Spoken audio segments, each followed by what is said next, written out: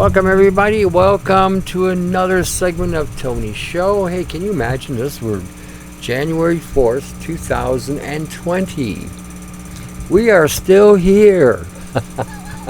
Somebody reminded me in a discussion, I was talking with somebody, he says, I remember when you used to say, and we're still here. And that's a testament to us. And it's also a testament to our Creator, our Maker, our God, the one who made us, the one who designed us, the one who had the blueprint and the data on us. It's a testament that we're still here despite the fact that in the last 6 decades there's been a major assault on mankind to cause a great deal of duress, stress, death, destruction, disabilities, dysfunctionalities, the deceit, the blind trust that the general population has given the authorities in the last 6 decades, and how the authorities today are trying to assert by force the coercion and the deception and the lie, and really hate. They really hate when you defiantly reject their deception. It's the way it is.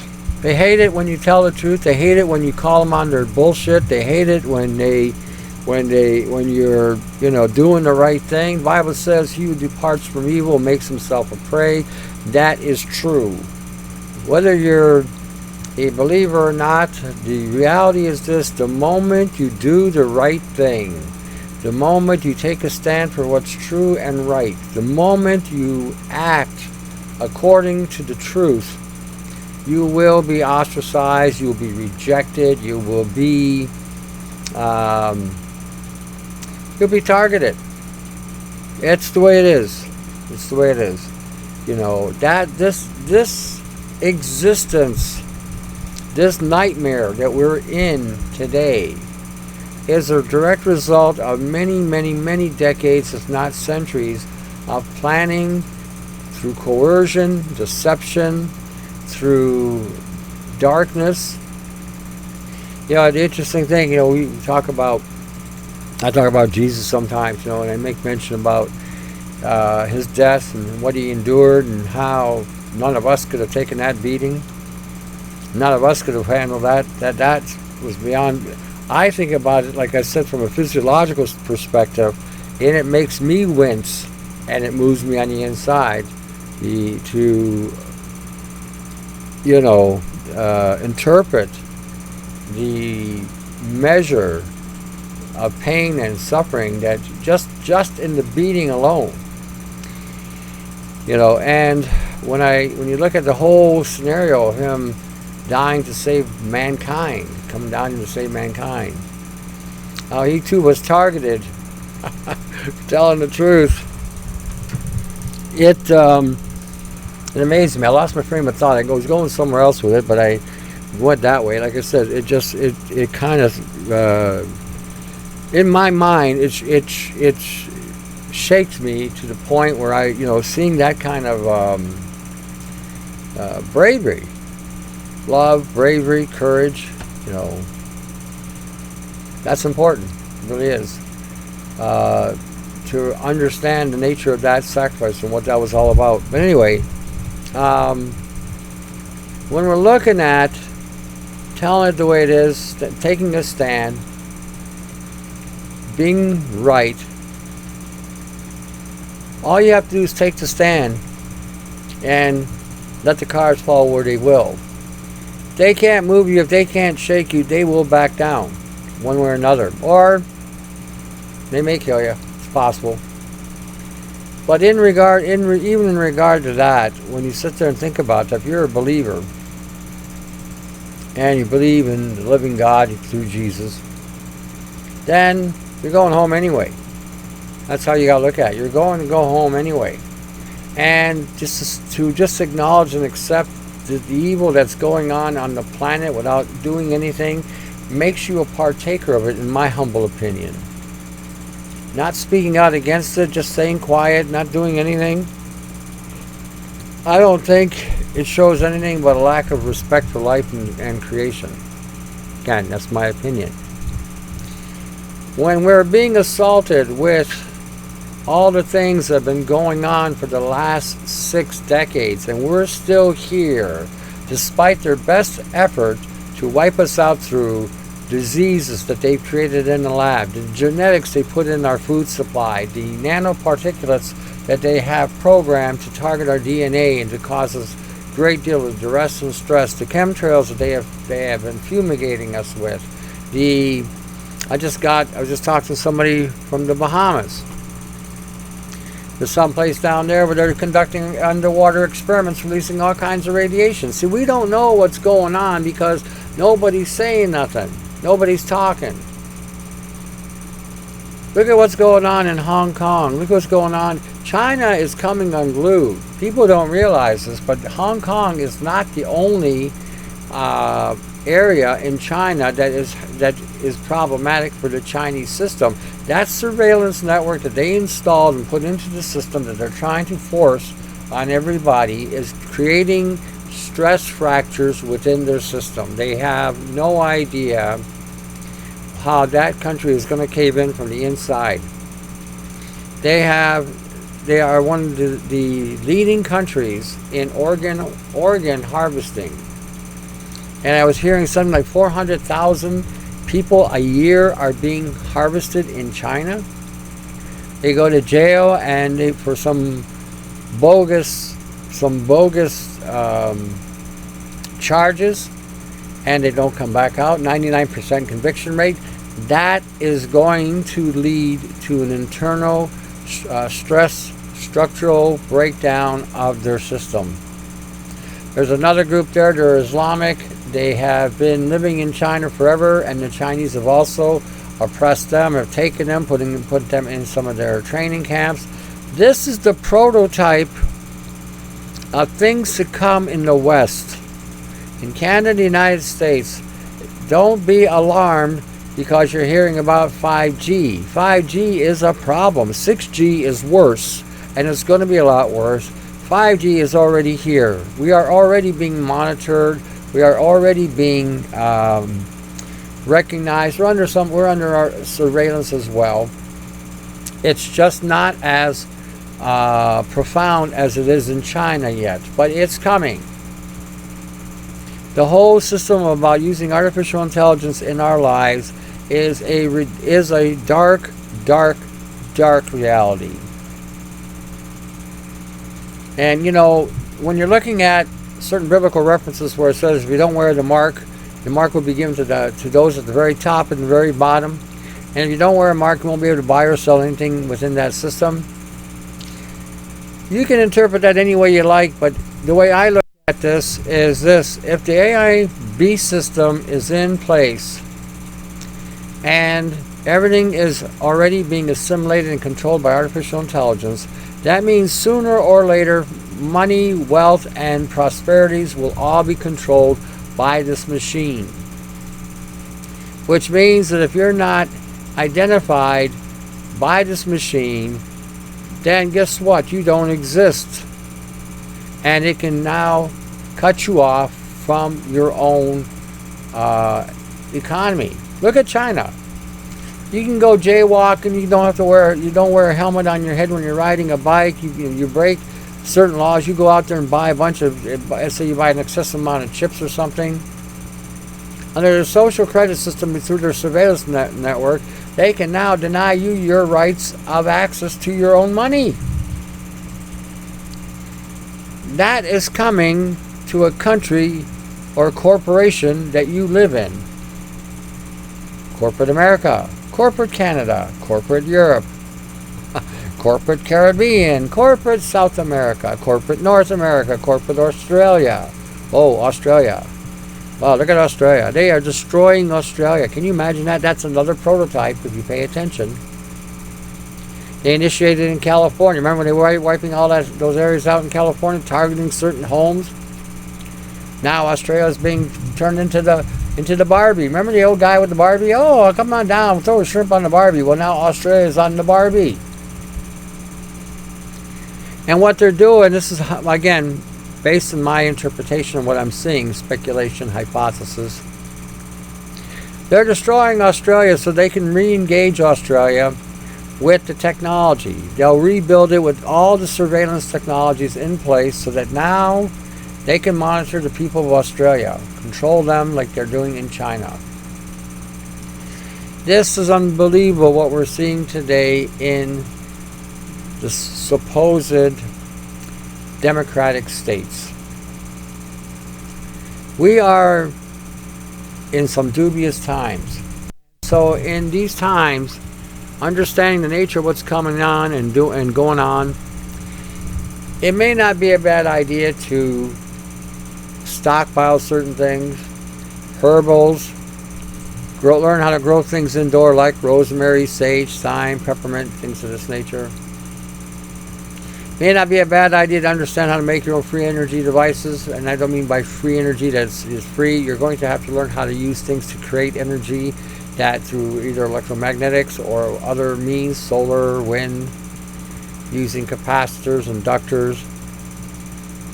These are skills that you're going to need up the way if, let's just give you this hypothesis.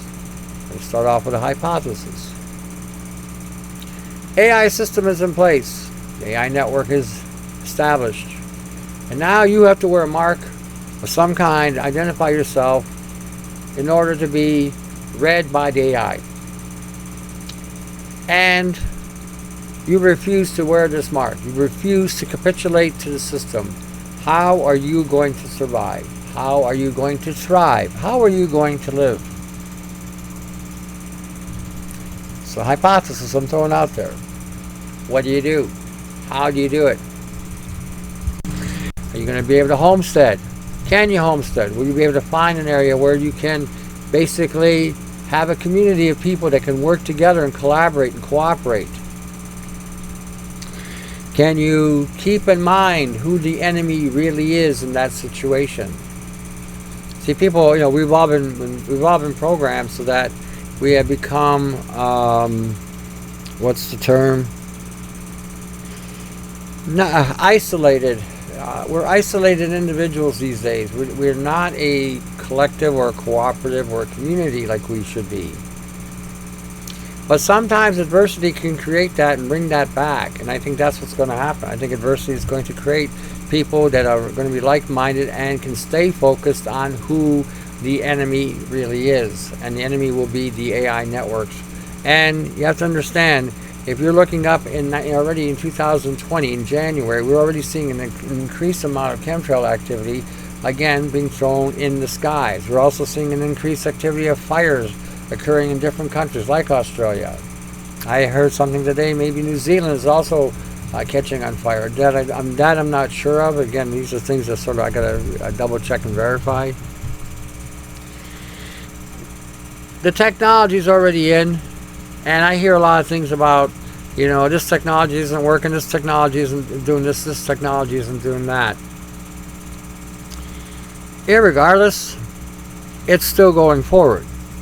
How many people have been screaming and yelling about smart meters and getting the smart meters out? And so even though you have an analog, if they bring it back, sometimes they don't.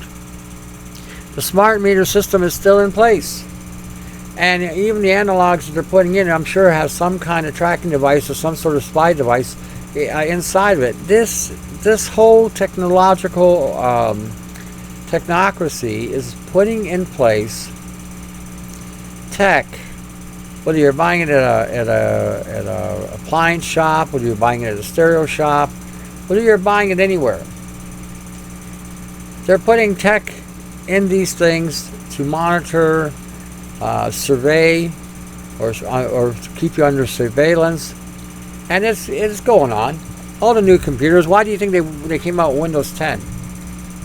Windows 7, Windows 8 for the general population was a good operating system. It was stable, had a stable platform. But why did we go to Windows 10? Because it has openings in your computer where it allows access to be, again, put you under surveillance. It's funny when you see what's going on the planet today. I shouldn't say funny. I was probably, and again, entertaining is another good word too, but it's not the accurate word either. Alarming would probably be the better word. It's alarming. What we're seeing going on today in the general population in the world. It's not just happening in America. It's not just happening in Canada. It's not just happening in the United Kingdom. It's not just happening in France or Germany, Spain, Portugal, Italy, Luxembourg, Sweden, Switzerland. You know, Poland, Yugoslavia, or what's left of Yugoslavia, Czechoslovakia, Hungary, Estonia, Lithuania, Bulgaria, Romania, Ukraine. Look what's going on in Ukraine. Look what's going on there. You know, now, what do we have? Another situation. What was it? We heard that somebody from Iran got killed by the U.S. forces, and now the price of oil jacked up. Have you ever paid attention to that? Have you ever really paid attention how, at certain key moments, when the economies of the world seem to be dipping downward, that all of a sudden when an event gets triggered and then the price of everything escalates way up, and now the general population is paying more for basic fuels that they need to live, work, and survive, and there's a huge abundance of these fuels, and we're paying an extraordinary amount for a carbon tax like they're doing in Canada. You ever notice these themes happening? All of a sudden, oh, now January is a dull month and we're trying to keep the stock market up, so let's go and trigger an event somewhere. Oh, look, the price of oil just quadrupled.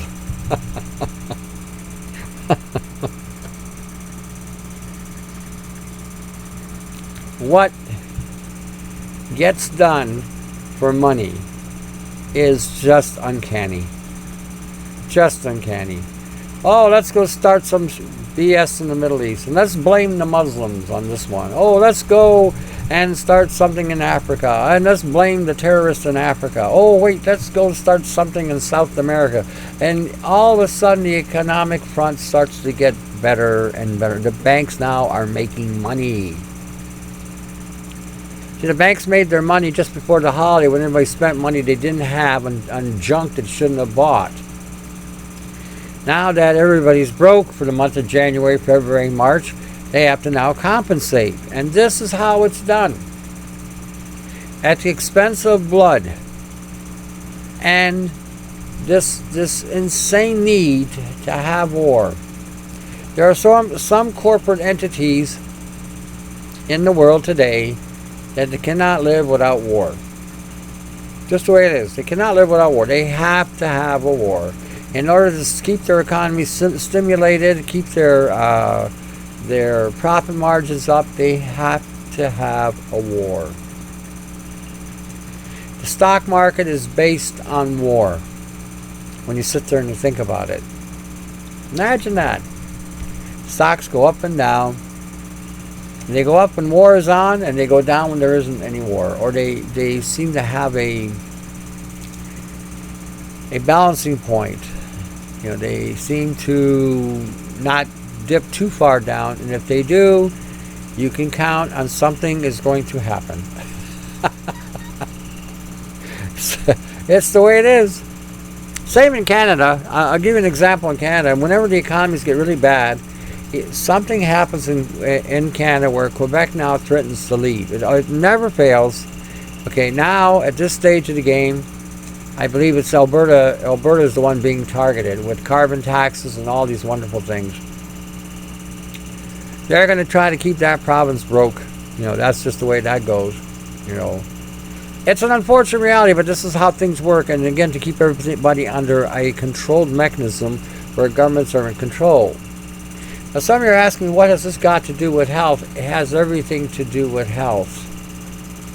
The cost of the supplements you buy, the cost of the herbs you're trying to use, the access to medical people and the alternatives or the mainstream, all of a sudden now gets expensive because the controls are in place to keep you from having either access, or if you are having access, it is going to cost you more.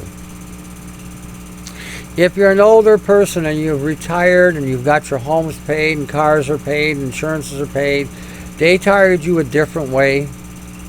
They've got you on a fixed income, and so they try to tap you down, regulate you, regulate your monthly pensions, so forth and so on.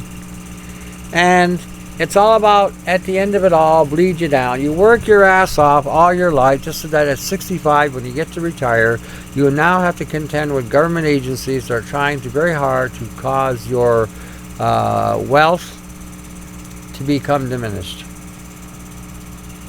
Like I said in one of the videos, if I was 13 today or 14 today, I would not have gone to high school. It is a waste of time. I would have taken courses on finances and money and learned how to make money.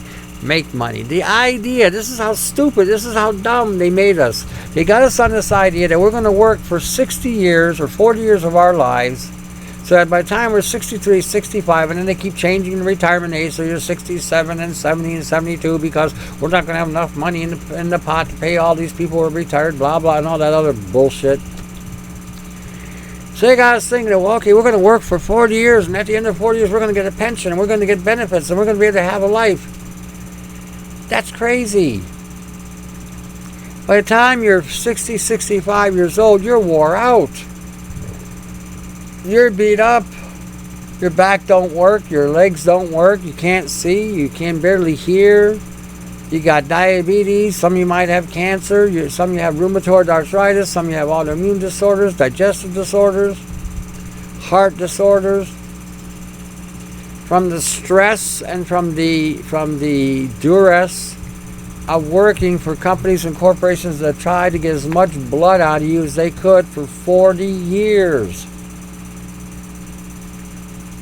We should all be thinking, wait a minute, I should be living my life for 40 years and maybe, enjoying that part of my life. May work a little hard when I'm a teenager till I'm about in my mid-20s, make my millions, keep those millions, investing them, keep my lifestyle up. If I want to go to school now, I can go and pay for it cash. Oh, what a concept. Paying for it cash. This is what we should have been doing. This is how we should be thinking.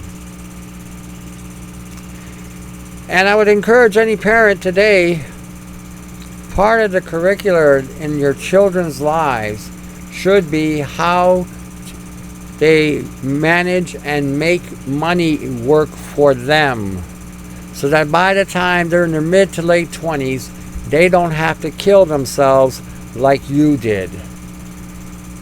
I wish I'd known this lesson sooner and quicker. Instead, I was part of the program generation that they seduced us with such stupidity and ideas and concepts, distracted us with sex and drugs and violence, and distracted us with politics and religion and all kinds of bullshit. Nothing is what it seems. I don't care what you feel in your regard to whatever ideology you have. I don't care what you feel in regard to whatever belief system you have. I don't care what you think in regard to whatever you believe. I will tell you this: substantiate. Don't just follow the crowd. Don't just kiss everybody's ass just to be nice. Don't get into some touchy-feely dystopia. Validate and substantiate. Don't just hear some preacher preaching pie in the sky. Don't hear some politician preaching you, things we're going to be prosperous, and yeah, just keep on working. We're going to be prosperous. The ones that are going to be prosperous are the ones you're working for. Back in the day, back in the 20s and 30s and 40s, People worked in factories to a point till they had enough money to start a business, whether it was a restaurant, shoe shine, gardening, factories, whatever. And when that happened, the economics of a community got really strong, really strong. Government then got involved, trying to, again, control the economies by putting taxes on everybody. But I really seriously think that most people today should start doing this again. Learn to be autonomous. Learn to be self-sufficient. I remember growing up, I was told that was evil and God hated us for being self-sufficient. I don't really believe that's true.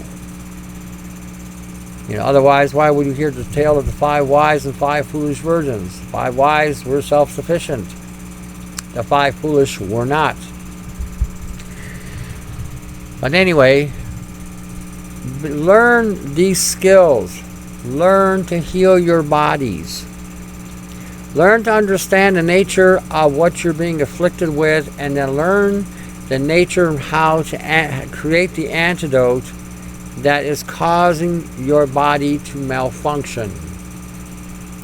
Let's say you're exposed to a lot of chemicals because this is the nature of your environment, your working environment, whatever. How do you protect the liver? How do you protect the lungs? How do you protect the skin or the kidneys? How do you protect the spleen? What do you do to get these chemicals out of the body? That's how you got to start to think. What are the chemicals that you're being exposed to? How do I renew my body? How do I renew myself from the exposure of these chemicals? That's how you got to start to think. Okay, now, we're no longer dealing with just a simple biological pathology. We are dealing with a contrived concept of an integrated biology with a technology, nano biotech. That has to be now on the forefront on everybody's mind. When we're dealing with healing today, we have to start looking at ultrafine particles, nanoparticles, angstrom units or angstrom particles, monatomic particles, and we've heard these terms in the health food industry indicating that they have some kind of health value. All bullshit. All of it. It's a play on words to seduce you in the idea that you are taking something that's going to benefit you, but in the long haul and short haul, it will cause genetic damage that can last for generations. Generations. Nano silver is one of the things the health food industry is selling, and it is a very lethal metal to the body. In the podcast links, you will find how bad this shit is. It's what it is, shit. And the perpetrators of these products are not doing you any favors. They'll show you all these diagrams and illustrations about how this is going to kill all these things in 10 seconds. Oh, you put nano silver in there, it takes 10 seconds. You put colloidal silver in there, it can take 3 hours. Which one does your body work with is the question. And when a nanoparticle gets into the body, it doesn't come out unless it's drawn out or extracted out of the body. Nano silver will collect in the liver, into the spine, and into the brain. It attaches itself to your genetic code and your DNA code. Guess what? It can now be in your system for generations. Generations! Do they tell you this? No. Carbon C60 is another one. Can be in your system for generations. You can get lodged in your system. Doesn't come out.